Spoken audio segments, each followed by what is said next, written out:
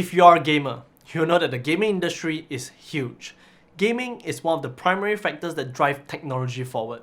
If you're like me, I do enjoy gaming on my PC the most, but also do enjoy my consoles as well.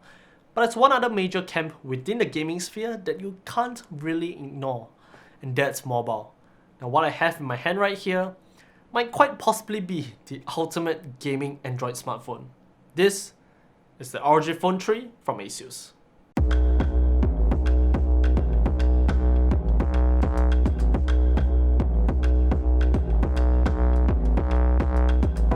As of this moment, I've had this phone for about a week now and I've been using it daily.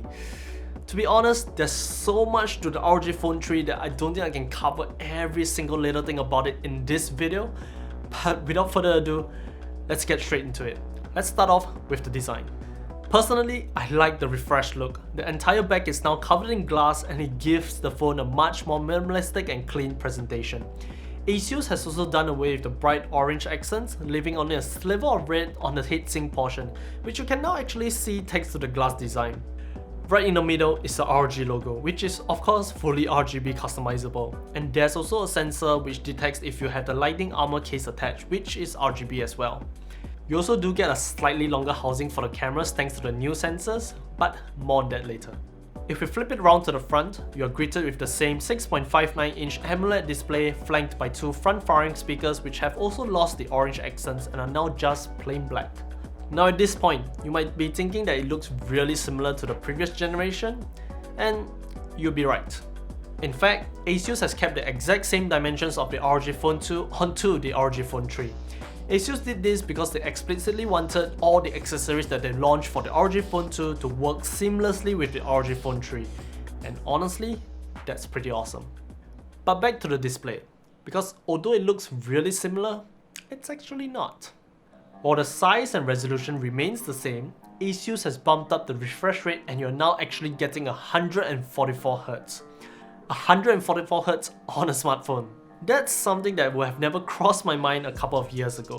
But it's here, and Asus didn't stop there. They've also bumped up the touch sampling rate to 270Hz, which is not exactly twice of 144, but it's pretty close, and they've also reduced the touch latency to 25 milliseconds. Now those are all technical jargons, and if you're someone like me, you probably already know what you're getting into, but for those of you who are still out of the loop, you're basically getting a really fast and responsive display that just feels natural to the touch. It's hard to capture on camera, but even simple things like swiping through your app drawer, scrolling through YouTube, or say gaming, you can tell that the animations are extremely smooth, you barely notice any lag or ghosting, and it's just really responsive. It simply feels like what a display on a smartphone should be. Other things to note would be 10-bit HDR support along with more than 100% DCI-P3 coverage. So it's going to be great for Netflix or HDR stuff on YouTube, and it can get up to about 650 nits in maximum brightness, making it really usable outdoors. It also does feature an optical fingerprint reader underneath the glass, which is not the fastest, but good to have. Overall, it's a great display that, despite being optimized for gaming, works perfectly great for day-to-day tasks. I think most people out there will just appreciate the high refresh rate. But display aside, we also need to know what makes the phone tick. And just like the previous generation, the spec sheet is a little ridiculous. You get a Snapdragon 865 Plus from Qualcomm that's clocked up to 3.1 GHz, 16GB of LPDDR5 RAM, 512GB of UFS 3.1 storage, and a 6000 mAh battery. It goes without saying that using the phone normally for standard day-to-day tasks feels extremely fast. Launching apps and keeping multiples of them in the background, the ROG Phone 3 will handle it no issues at all. Not only is the processor the best of the best, but there's just so much RAM to handle all those apps running concurrently. Then there's the storage, 512GB, which is more than plenty in a phone for almost everybody out there. But it's UFS 3.1 as well, which helps complement the power of the processor. Downloads from Play Store are fast, and transferring of files with your PC is noticeably faster than most phones as well. With flagship specs, you get flagship performance. As a phone, it just performs great. Then we have to talk about the battery, which like last year, comes in at 6000 mAh. It's a huge battery, and you can really feel the weight of it just holding the phone in your hand. But I would say that it's a good trade-off because the ROG Phone 3 lasts. It lasts the full day and then some. Using it for a full day from the morning at 8 AM all the way till night around 10 PM, I still had 30% battery left, and that's with almost 7 hours of screen on time at 144Hz and about 2 hours of that gaming. That's really impressive. And if you're someone who's more of a casual gamer, or perhaps you don't even game at all, you can choose to drop the refresh rate down to 60Hz and you can get much better battery life out of it, maybe even lasting a full 2 days. It's that big of battery. And even if you are at the other end, an extremely heavy power user, this supports Quick Charge 4.0 and Asus bundles a 30W quick charger right in the box. You can top up 75% from zero in just about 45 minutes. It's basically got solid battery life and I've got nothing to complain about. Now talking about cameras for a moment, as mentioned, you do get a set of new sensors and lenses this time around. You get a new 64MP wide-angle lens for the main camera, a 13MP ultra-wide-angle for the middle, and a new 5MP macro lens right at the end. As usual, the main camera defaults to 16MP most of the time, while the full 64MP can only be utilized in the specific mode. Overall, I would say that the image quality from the ROG Phone 3 is decent. Photos taken are pretty sharp and colors are not too bad. If you're just sharing your photos on social media, it's a good enough camera for that, but it's definitely nowhere near the level of iPhones or the Pixels, though I would say it's on par or better than most mid-range smartphones. The ultra-wide returns, and just like the main camera, the photos taken are really similar in quality, but perhaps because it has less megapixels, you can tell that the photos aren't as sharp as the main camera. Images taken on it are just slightly softer overall. Though being able to even get that different perspective was nice to have, so I do like the inclusion.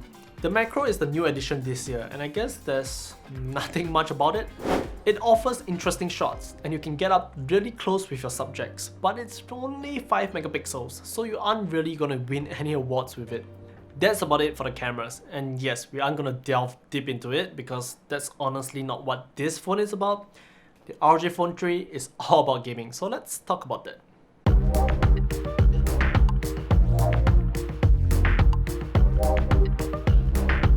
Just like before, you get a second USB-C port on the side of the phone which can be used for charging so that cables won't get in the way when you're gaming in landscape mode. Right in the box, you also get the familiar fan cooling system that just clips and slots into the ports on the side of the phone, which also provides USB-C pass-through and a headphone jack, which might be important to some because this has lost the headphone jack.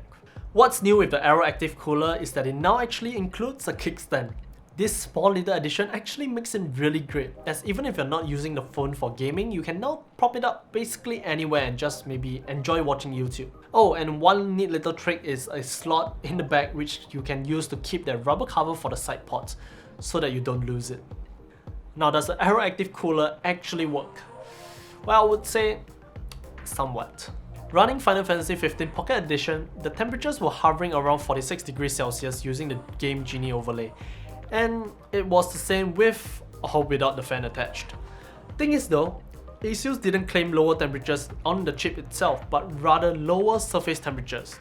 And in that regard, I would say that that's kinda true, as the phone didn't feel as warm to the touch while gaming with the fan attached as compared to without. Do note however that if you want to access the third level of performance in X mode, you must have the Aero Active Cooler attached.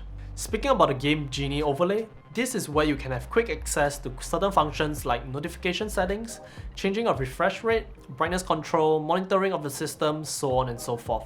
It's basically a quick way to check and tweak your settings while in game. But this is also where you can set your preferences for the air triggers, which for this iteration has also been improved. On top of the original two functions, tap and slide, you now also get swipe, which does exactly as it sounds, continuous trigger, which is basically just holding down the trigger, but perhaps the most interesting is dual partition, where you essentially split the triggers into left and right halves, acting like R1 and R2 on a standard controller. Having those additional shoulder buttons make games more enjoyable, like firing your gun in PUBG, as it feels much more natural like that of a console, and it also frees up space on your display. But while I do like the air triggers, especially for gaming, what really blew me away were the speakers. It's of course front firing, and it's the best speakers I've ever heard from a smartphone to date. It can get really loud, and that's a plus, but the kicker was how detailed and crisp it sounds. Playing games was great, as sound effects really shine through, but even just listening to music or just watching a trailer on YouTube, you can tell that there's much more depth to the sound and there's even a perceivable soundstage. The experience you're getting, while not to the level of desktop speakers, is far better than your typical smartphone. And Asus has also thrown in support for apX, apX HD, apX Adaptive, LDAC, and even Direct. I would say most of you out there would just simply appreciate the speakers and the sound solution for the ROG Phone 3. Of course, if you want to fiddle with more settings, you do get Armoury Crate, which is where you can access all the features and functions which the ROG Phone 3 offers, such as system monitoring, game settings, and much more.